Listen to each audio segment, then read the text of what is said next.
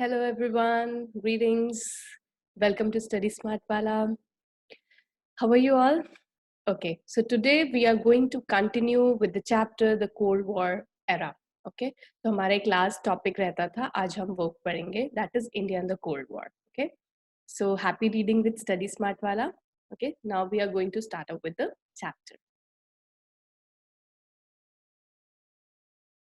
Okay, the topics to be covered today will be the India and the Cold War, the brief introduction about the Korean War and India's stance, how non-aligned policy favored India's interest, and then criticism faced by India for following non-aligned policy. And last topic is brief information about Bangladesh crisis. मैंने इसके अंदर कुछ चीजें add की हैं so that for the backup for the information. Okay. So that everything should be clear in your mind. ठीक है, तो first topic is India and the cold war. अब देखिए, India and the cold war में हम पढ़ेंगे NAM का leader है and is one of the founder of NAM. So India का रिस्पॉन्स जो था कोल्ड वॉर को लेकर वो टू डायरेक्शंस में हम बात करेंगे. एक तो staying away from the two alliances. उसने यही सोचा था कि हम इन दोनों अलायंसेस का पार्ट नहीं बनेंगे, we will be the third group, that is NAM. NAM के अंडर वर्क करेंगे, हम इन दोनों अलायंसेस को ज्वाइन नहीं करेंगे, whether it's the eastern one or whether it's the western one. Okay, it raised its voice against the newly decolonized countries becoming the part of these alliances. उसने हमेशा जो भी न्यू कंट्रीज है जो अभी अभी लिबरेट हुई है, जो डीकॉलोनाइज्ड हुई है, उनको हमेशा क्या बोला, उनके रेज की अपनी voice against the newly decolonised become the part of these alliances, की वो दोनों किसी जो भी डीकॉलोनाइज्ड कंट्रीज होंगी वो इन दो मींस अलायंसेस का पार्ट ना बन जाए. ठीक है, हमेशा उनको बोला है कि प्लीज अब इनके साथ मत रहिए. ठीक है, अब हमें एक्सप्लॉइट नहीं होना है, we should have our own stands. अब नेक्स्ट करते हैं आगे. India's policy. अब इंडिया की जो पॉलिसी थी, नाइदर एग्रेसिव नॉर पैसिव. ठीक है, इंडिया की पॉलिसी ना ही एग्रेसिव थी, ना ही नेगेटिव थी, ना ही पैसिव थी. Not the policy of fleeing away, मतलब भाग जाने की कोई पॉलिसी नहीं थी. ठीक है, अब इसको कैसे समझेंगे, मतलब क्या था, मतलब क्यों ऐसा बोल रहे हैं that India policy is neither aggressive nor passive. India was in favour of actively intervening in world affairs to soften cold war rivalries. India क्या फेवर करती थी हमेशा कि जो भी कोल्ड वॉर राइवलरीज चल रही है उसमें हमेशा पार्टिसिपेट करती थी कि ये जो है प्रॉब्लम्स क्रिएट ना करें, कभी कोई एस्केलेटिंग वॉर ना हो जाए, हॉट वॉर में कन्वर्ट ना हो जाए. तो एज ए मीडिएटर हमेशा ये वर्क करती थी. India try to reduce the differences between the alliances. हमेशा दोनों के बीच में यूएसएसआर और यूएस और उनके जो भी पार्टनर्स हैं जो जिन्होंने उन्हें ज्वाइन किया है, उनके बीच में क्या करती थी, हमेशा डिफरेंसेस को कम करने की कोशिश करती थी कि वो एक फुल स्केल वॉर में कन्वर्ट ना हो जाए. ठीक है, prevent differences from escalating into a full scale war. क्या हम फिर बोलेंगे that it's the policy of fleeing away? No, not at all. It's not the policy of fleeing away.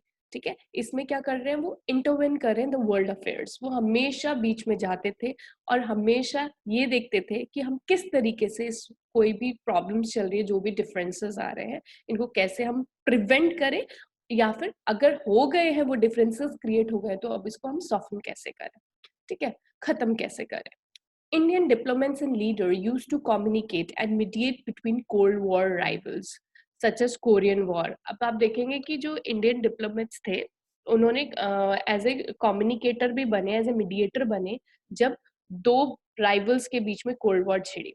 और वो केस था कोरियन वॉर का 1950s में, early 1950s में. मैं अब आपको कोरियन वॉर के बारे में कुछ ब्रीफ इंट्रोडक्शन दूंगी so that this stands of India should be clear in your mind. Okay, चलते आगे. देखो, कोरियन वॉर में क्या था, 1910 से 1945 में जापान का रूल था कोरिया पे. वो क्या चाह, वो हमेशा ना जापान जो था ना, वो क्या करता था, इसके ऊपर अपनी लैंग्वेज थोपना और अपने जो भी चीजें हैं उसको इसको प्रेशराइज करना, हमेशा ये ना इसको एक्सप्लॉइट करता था कोरिया को. ठीक है, अब क्या हुआ आफ्टर वर्ल्ड वॉर टू, जब वर्ल्ड वॉर टू हो गई थी, वर्ल्ड वॉर टू कैसे हमारी एंड हुई थी, जब जापान ने सरेंडर किया था. आपको पता ही है ना, जापान ने सरेंडर किया था, हिरोशिमा नागासाकी पर यूएस ने एटम बॉम्ब गिराए थे. फैक्ट मैंने बताया था आपको ये. Little boy and fat man के बारे में, ठीक है, 2 बॉम्ब्स गिराए थे। तो तब क्या था, जापान ने फर्स्ट वीडियो में, मेरी फर्स्ट वीडियो में इसके बारे में डिस्क्रिप्शन है, ठीक है। तो जापान जो है उस टाइम पे जापान ने सरेंडर किया था, राइट। जब जापान ने सरेंडर किया था तो कोरिया को भी सरेंडर कर दिया था, तब उसका रूल था जापान का उधर, ठीक है। अब उसको फिर कोरिया को तब डिवाइड किया गया था नॉर्थ और साउथ कोरिया में, 38 पैरेलल उसको डिवाइड करती थी। मैं आपको दिखाती हूँ, ये देखिए, ये 38 पैरेलल, यहाँ पर नॉर्थ कोरिया, ये साउथ कोरिया, ठीक है।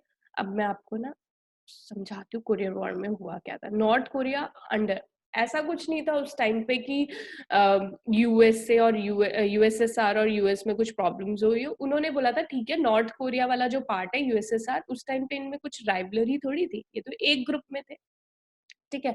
तो नॉर्थ कोरिया चलो तुम संभाल लो, साउथ कोरिया साइड पे मैं संभाल लेता हूँ, बाद में हम इसको यूनाइट कर देंगे, इनके दिमाग में ये था, ठीक है। तो अब उसके बाद क्या होता है, नॉर्थ कोरिया जो था was following communism, obviously USSR का कंट्रोल था उधर थोड़ा, तो फिर नॉर्थ कोरिया ने क्या फॉलो किया उस टाइम पे, कम्युनिज्म, ठीक है। और साउथ कोरिया नॉन कम्युनिज्म, ठीक है।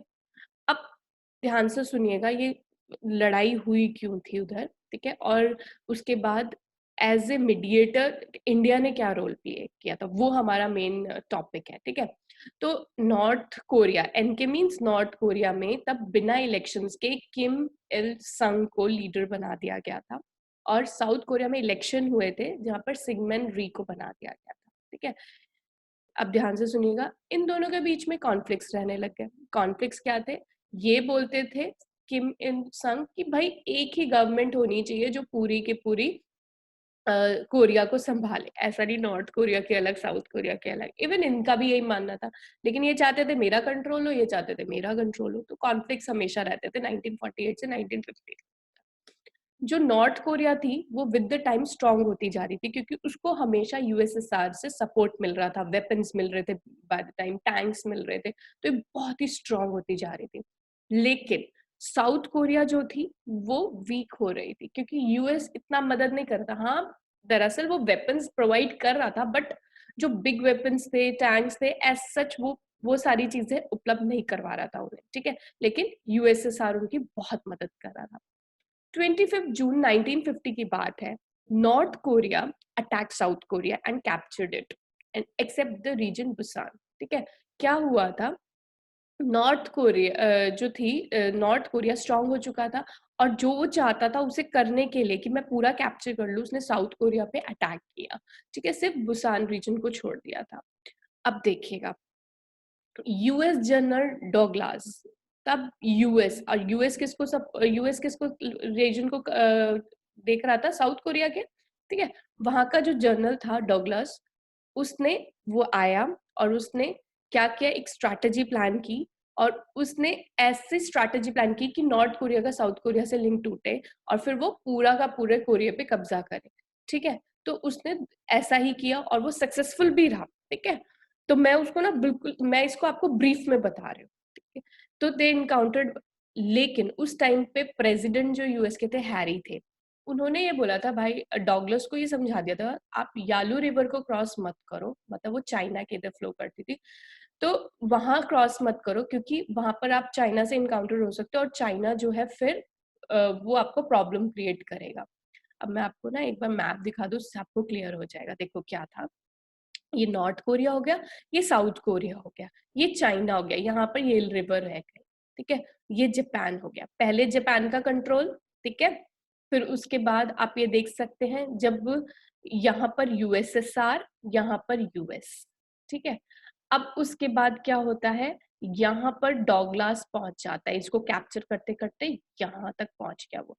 अब चाइना इस पे अटैक कर देती है और उसके बाद डॉगलास को हरा देती है, और फिर से क्या होता है, नॉर्थ कोरिया, फिर से वही सेम सिचुएशन क्रिएट हो जाती है, नॉर्थ कोरिया साउथ कोरिया, और नॉर्थ कोरिया इसको पूरा का पूरा कवर कर लेता है, मतलब कैप्चर कर लेता है, समझे आप। क्योंकि ये जो चाइना है वो क्या है, वो भी कम्युनिस्ट था उस टाइम पे। क्लियर हो रहा है आपको, मतलब ये फिर से एक ही सेम स्टेट जो पहले थी डॉगलास से पहले, वैसी स्टेट आ जाती है, ठीक है। अब चलते हैं आगे। अब देखो, नेक्स्ट देखते हैं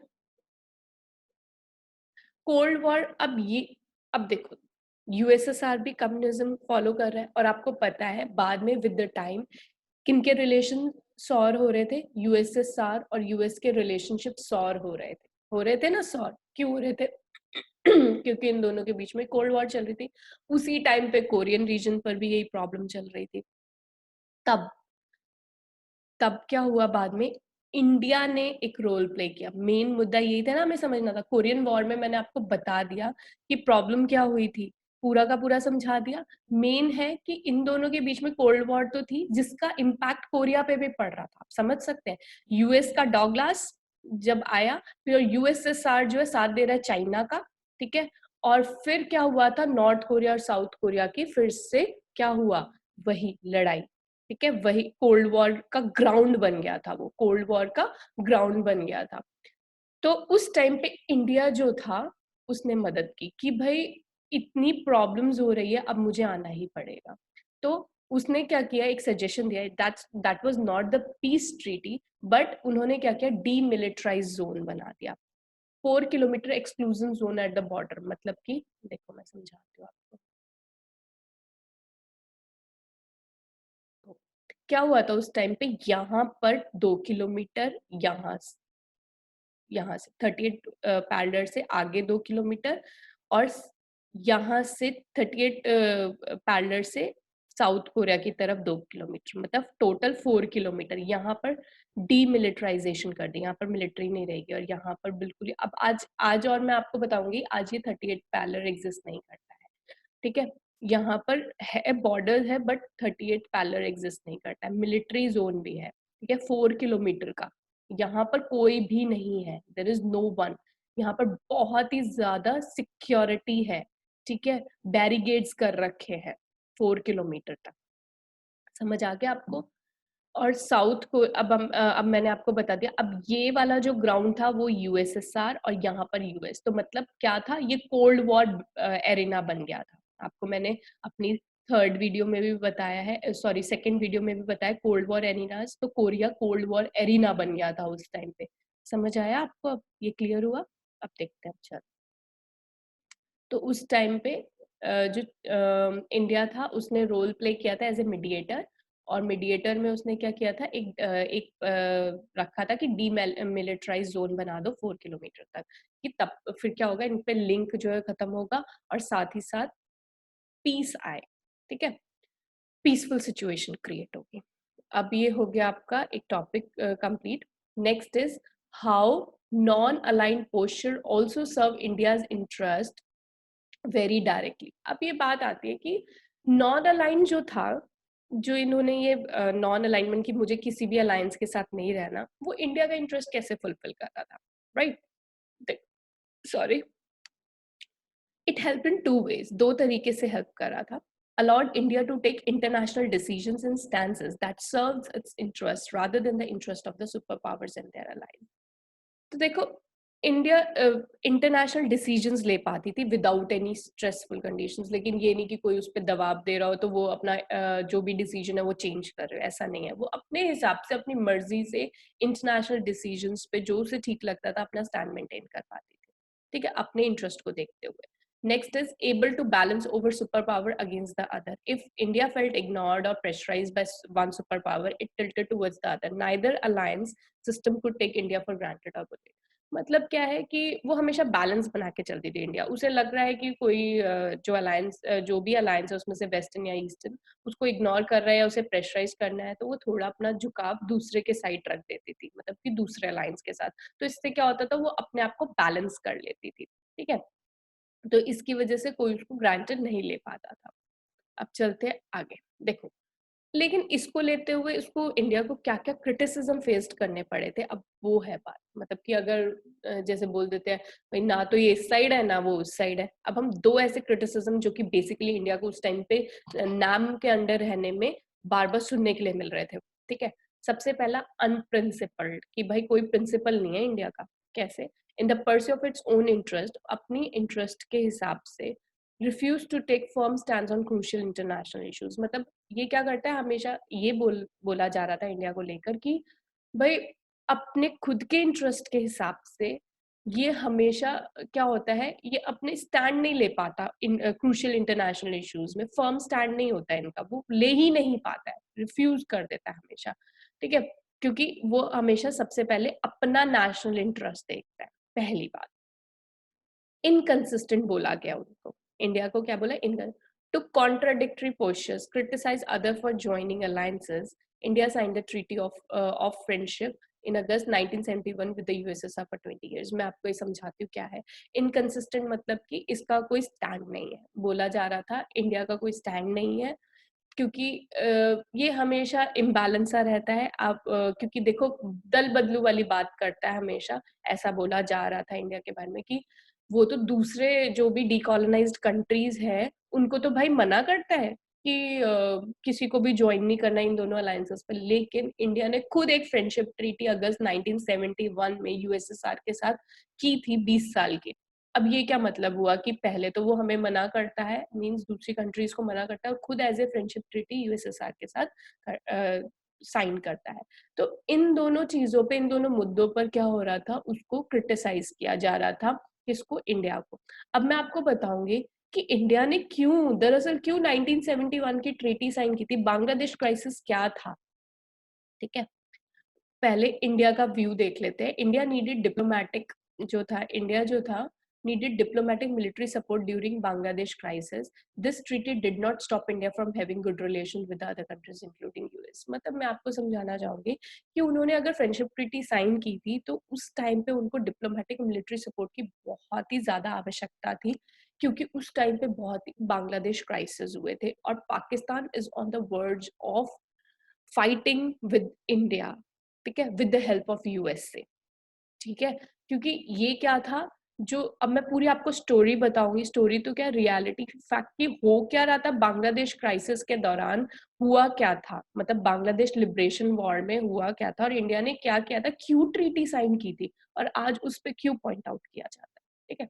चलो चलते हैं। बांग्लादेश क्राइसिस, पार्टीशन हुआ था जब हमारा इंडिया और पाकिस्तान का जब हमारा पार्टीशन हुआ था 1945 में, तो उस टाइम पे इस ईस्ट बंगाल क्रिएट हुआ था, वेस्ट बंगाल हुआ था। जो वेस्ट बंगाल था, मैं आपको एक मिनट, होल्ड ऑन, देखिए, ये देखो, ऐसा था, ठीक है। तो जब पार्टीशन हुआ तो ये पहले हमारा इंडिया पूरा था यहाँ से यहाँ तक, जब पार्टीशन हुआ तो ये वेस्ट पाकिस्तान बना और ये ईस्ट पाकिस्तान बना, ठीक है। समझा, जो आज का बांग्लादेश है, ये वेस्ट पाकिस्तान और ये पार्ट क्या था, किसका, पाकिस्तान का पार्ट था। और आप मान सकते हैं, इसको आप देखते हो, मैं आपको, इनके बीच में ना कोऑर्डिन लिंक नहीं बन पा रहा था, और इन्होंने एक ये भी बोला था यहाँ पर एक ना लिंक बना देते कॉरिडोर जहां से हम इससे इंटरेक्ट कर सके, लेकिन नेहरू जी ने वो मना कर दिया था। और सॉरी, ठीक है। तो अब ऐसा क्या हुआ था कि अब बांग्लादेश को, मतलब ये जो ईस्ट पाकिस्तान है इसको बांग्लादेश बना, मींस ये बाद में सक्सीड हुआ, इससे क्या था, ऐसा क्या प्रॉब्लम हुई होगी, ठीक है। चलो हम पढ़ते हैं इसके बाद।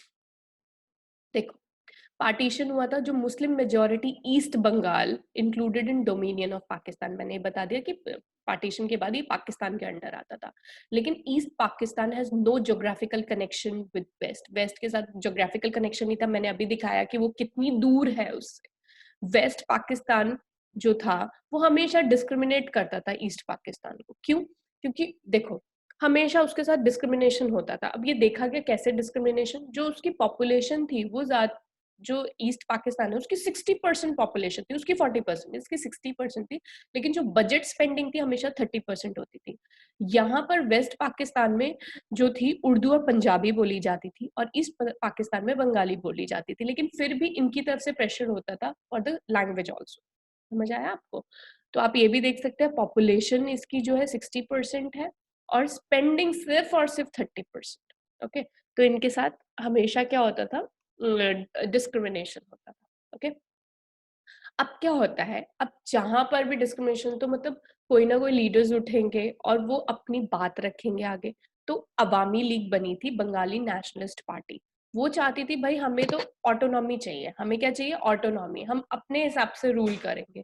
तो लीडर उस टाइम पे कौन थे, शेख मुजीबुर रहमान, जो इस पार्टी के जो लीडर थे वो थे शेख मुजीबुर रहमान। अब बात करते हैं वेस्ट पाकिस्तान। वेस्ट पाकिस्तान, ठीक है, उसमें 1969 में अयूब खान थे। कौन थे? अयूब खान। फिर अयूब खान के बाद कौन आए थे? याहा खान। और ये बोला गया था कि नेशनलिस्ट असेंबली के जो इलेक्शंस हैं वो 1970s में होंगे। अब जब जब वो इलेक्शंस हुए तो नंबर ऑफ सीट्स देखी गई ईस्ट, ये क्या है, ईस्ट पाकिस्तान को, ये पहली बार देखा गया कि ईस्ट पाकिस्तान को 162 और वेस्ट को 138 मिली सिर्फ, ठीक है। मतलब सीट्स इसकी ज्यादा थी ईस्ट पाकिस्तान की, मतलब इधर से लीडर चुना जाएगा। अवामी लीग ने 160 वोट्स जीते, किससे? 162 इन ईस्ट पाकिस्तान, ठीक है। ईस्ट पाकिस्तान में 160 सीट्स जो थी अवामी लीग ने जीती।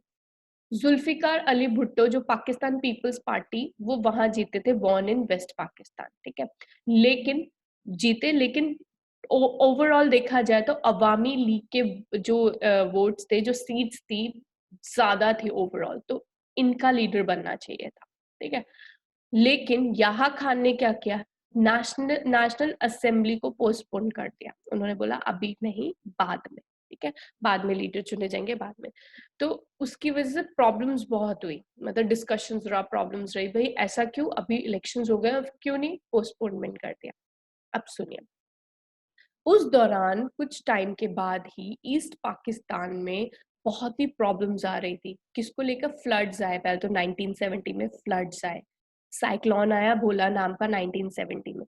लेकिन याहा खान की गवर्नमेंट ने कोई भी एडिकेट रिलीफ नहीं दिए। किसको? ईस्ट पाकिस्तान को। उनको इतनी प्रॉब्लम्स हुई, यहाँ तक कि दूसरी कंट्रीज की भी हेल्प नहीं लेने दी। उस टाइम पे उन्होंने बहुत ही प्रॉब्लम फेस की। तो बाद में नेगोशिएशन भी हुआ कि नहीं, पावर जो है हम शेयर कर लेते हैं और अपने हिसाब से चलाते हैं, लेकिन वो भी फेल हो गई। मुजिब और भुट्टो दोनों को ही प्रेसिडेंट ने जेल करवा दी, ठीक है। अब क्या होता है, ईस्ट पाकिस्तान अब चुप नहीं बैठे, बिल्कुल चुप नहीं बैठे, उन्होंने स्ट्राइक शुरू कर दिए, प्रोटेस्ट शुरू कर दिए। Pakistan army and administration suppress the protest using force. लेकिन जो पाकिस्तान की आर्मी थी, एडमिनिस्ट्रेशन थी, वो लगातार इस प्रोटेस्ट करने लगे, ये जो उन्होंने जो लगातार उस सप्रेस करने लगे। जो प्रोटेस्ट किसने किया था? ईस्ट पाकिस्तान ने, उसको क्या करने लगे? सप्रेस करने लगे। तो 26 मार्च 1971 में अवामी लीग ने बोला भाई हमें अपनी ऑटोनॉमी चाहिए, हम क्या बोलते हैं, वेस्ट पाकिस्तान के साथ नहीं रहेंगे। We want our own state, we want our own country, ठीक है।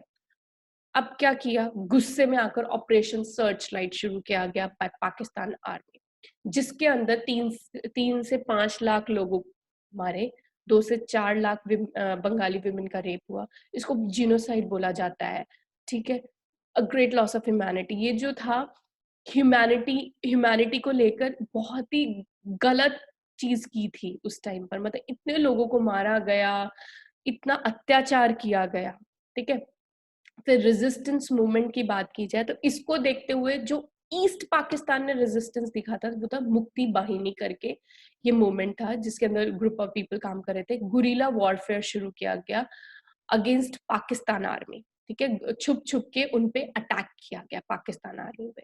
और किसने किया? मुक्ति। और इसको कौन सपोर्ट कर रहा था? मुक्ति बाहिनी को इंडियन गवर्नमेंट सपोर्ट कर रही थी, उनको क्या प्रोवाइड कर रही थी? वेपन्स प्रोवाइड कर रही थी और उसको सपोर्ट कर रही थी।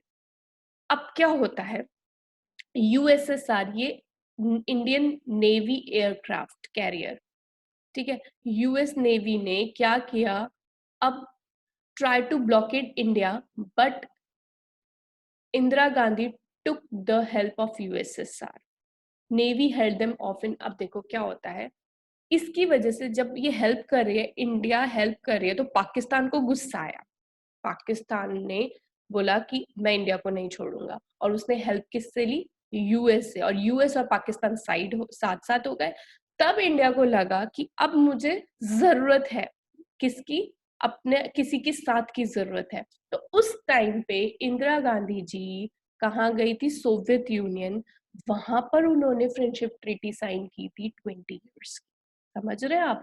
तो उस टाइम पे पाकिस्तान ने किसकी मदद ली थी?